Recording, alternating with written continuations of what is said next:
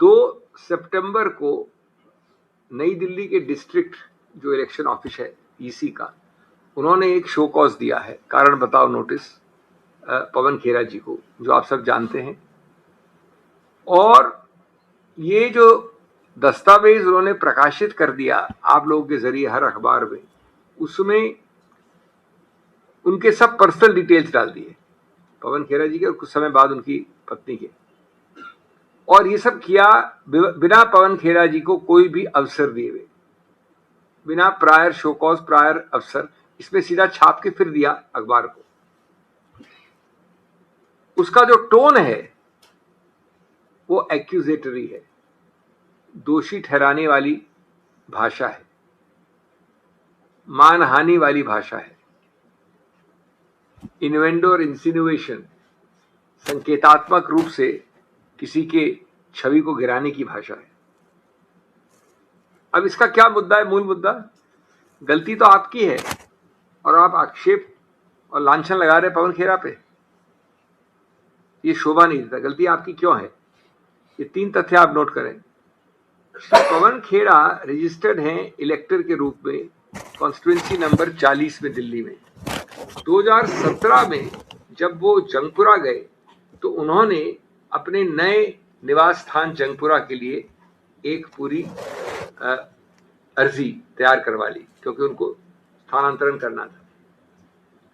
उसके बाद रूल 13 है रजिस्ट्रेशन ऑफ इलेक्टर्स रूल्स में, उसमें फॉर्म 6 है। फॉर्म 6 और रूल 13 होता है स्थानांतरण के लिए। उन्होंने वो भरकर इलेक्टोरल रजिस्ट्रेशन ऑफिसर जो जंगपुरा का है उसको दे दिया।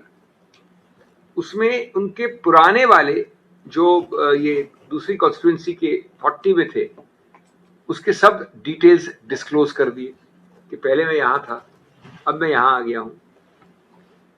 और इन्होंने इस दस्तावेज के आधार पर उनको जंगपुरा में डाल दिया, परिवर्तित कर दिया। उसमें उस अर्जी में जो एक्नॉलेज्ड है, जो स्वीकृत है, उसमें पुरानी कॉन्स्टिट्यूएंसी, पुरानी एरिया का सब तथ्य दिए हुए हैं। रिसीट की तारीख है इनके पास 18 अगस्त 2017 की, जब उन्होंने फॉर्म 6 दिया। साल याद रहे 2017। बात खत्म। 2017 से आज कितने साल हो गए? 8 साल हो गए।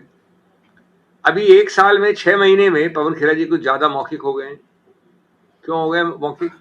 उनका काम ये है, वो एक प्रवक्ता है, वो कम्युनिकेशन डिपार्टमेंट एक राजनीतिक पार्टी का उसमें सक्रिय हैं। वो अगर वो जनहित के मुद्दे नहीं उठाएंगे इस पोडियम से, जैसे हम लोग सब उठाते हैं, तो उनका क्या काम है? उन्होंने उठाया बिहार पे, उन्होंने उठाया चुनाव आयोग पे, उन्होंने उठाया महाराष्ट्र पे, उन्होंने उठाया और कई मुद्दे जो हम चुनाव आयोग के विषय में उठा रहे हैं। आप गलत सही पे नहीं जाइए, आप उसको अस्वीकार करें, उनसे नहीं माने, उनसे सहमति नहीं, उसकी बात नहीं हो रही है। जब ये मुद्दे उठाते हैं 3 महीने से, तो जो 8 साल पुरानी कहानी है, जिसका एक्नॉलेजमेंट, स्वीकृति की तारीख है 18 अगस्त 2017, उस स्वीकृति को आप भूल जाते हैं, जिस स्वीकृति के अंतर्गत आपने यहां से यहां मुझे स्थानांतरण कर दिया था, और आप उनको ये कारण बताओ नोटिस देते हैं। उनको और उनकी पत्नी को नेम एंड शेम करने का प्रयत्न करते हैं। इससे पहले आंतरिक जांच तो करते, बुला लेते कि हमको एक खबर आई है कि आप 2 जगह हैं, दिखाइए, वो दिखा देते रिसीट।